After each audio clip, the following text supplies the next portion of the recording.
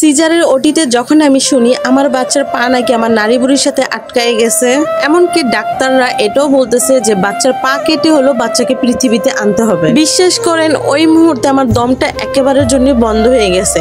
Nurse আমাকে বলতেছিল, please তুমি দয়া করে চোখের পাতাগুলোকে বন্ধ করবা না, তাহলে কিন্তু তোমার পৃথিবীর আলোটার দেখা হবে না।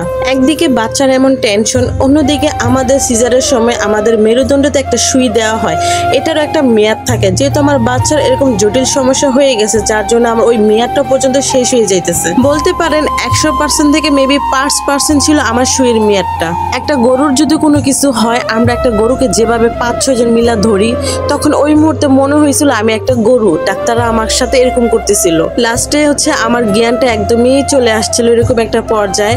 আমাকে ডাক্তাররা যখন আমার পেটের 7টা পার্টের কাটার অংশটা যখন তারা সেলাই করতেছিল, আমি এটা অনুভব করতেছি।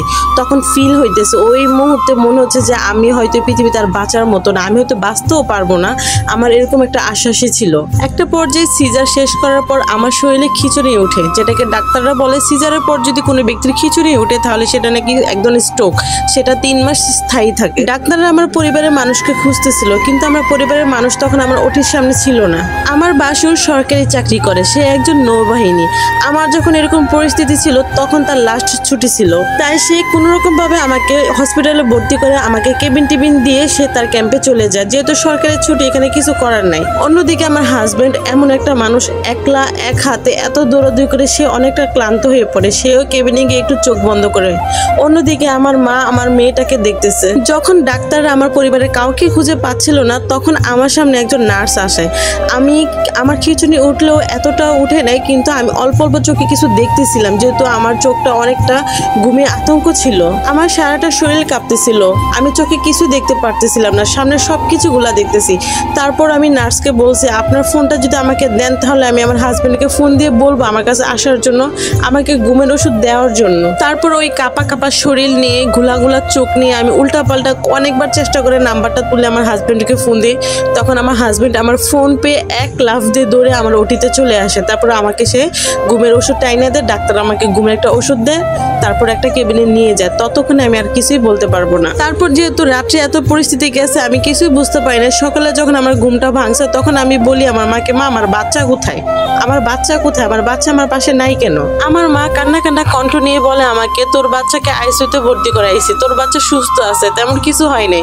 ডাক্তাররা বলছে তাকে 3-4 দিন একটু চেক আপ করবে, তারপর তাকে দিয়ে দিবে আমাদের কাছে। আমার কি কপাল, এত কষ্ট করে এত যুদ্ধ করে বাচ্চাটাকে জন্ম দিছি, সেই কিনা আমি বাচ্চাটার চেহারাটাই দেখতে পারলাম না। আমি এটা যখন ভাবি আমার ভিতরটা একদম কেঁপে উঠে যে আমার বাচ্চাটা কেমন হয়েছে, আমার বাচ্চাটা দেখতে কেমন। আমি একজন মা, আমি এত কষ্ট করে পেটে নিয়ে আমি আমার বাচ্চার চেহারাটা পর্যন্ত দেখতে পারিনি। আমাকে সিজার করানোর পর 2 তলায় শিফট করা হয়, আর আমার বাচ্চাকে এনআইসিউতে রাখা হয়, সেটা হচ্ছে 3 তলায়।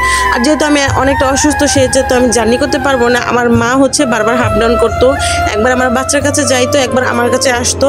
ওইখানে আমার হাজবেন্ড সবসময় বসে থাকতো, মানে 3 তলায় আইসিইউর গেটের সামনে আমার হাজবেন্ড সবসময় এখানে বসে থাকতো। 2 দিন পরে আমার মা আমাকে বলে, তুই তোর বাচ্চাকে দেখতে পারবি, কিন্তু তুই আমাকে কথা দে তুই কিন্তু কান্না করতে পারবি না, কান্না করলে কিন্তু তোর সমস্যা হবে। আর ওই এনআইসিইউর ভিতরে কি কোনো কান্নাকাটি করা যাবে না, এবং তোর বাচ্চাকেও ধরতে পারবি না। তোর বাচ্চা একটা কাচের বাক্সের মধ্যে আছে, তুই খালি জাস্ট দূর থেকে ওরিকে দেখে আসবি, তুই কিন্তু কোনো কান্না করতে পারবি না। তখন আমি এক বুক সাহস নিয়ে আমার মাকে বলছি, মা আমি কান্না করবো না, আমি শুধু আমার বাচ্চাটাকে একটা নজর দেখবো, দূর থেকে হলো আমি আমার বাচ্চাটাকে দেখতে চাই। আমার বাস্তব জীবনের ঘটে যাওয়ার গল্পের 3য় পার্ট আপনারা আমার নেক্সট ভিডিওতে দেখতে পারবেন। আশা করি সেই পর্যন্ত থাকবেন। আর বিশ্বাস করেন এই গল্পের এতটুকু বলতে গিয়ে যে আমি কি পরিমাণ আর কতবার কান্না করছি সেটা আসলে বলে বোঝানো সম্ভব না। আমি যতবার এই গল্পটা বলতে যাই বা যতবার এই জিনিসগুলো আমার মনে হয়, তখন আমার ভিতরটা একদম ধুমড়ে মুচড়ে শেষ হয়ে যায়। আল্লাহ, আমি কি কঠিন পরিস্থিতিটা পার করে আসছি। তো আপনারা সবাই আমার নেক্সট ভিডিওর জন্য আবার অপেক্ষা করেন।